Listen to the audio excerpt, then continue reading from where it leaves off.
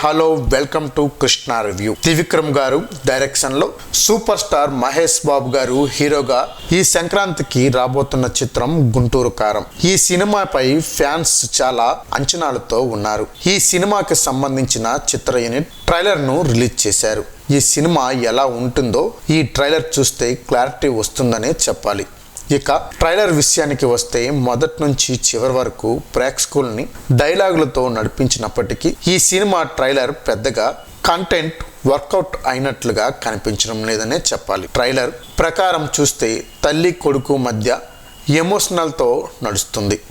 మహేష్ బాబు ముందు చేసిన దూకుడు పోకరి సినిమా డైలాగ్స్ రిపీట్ అయినట్లు కనిపించింది.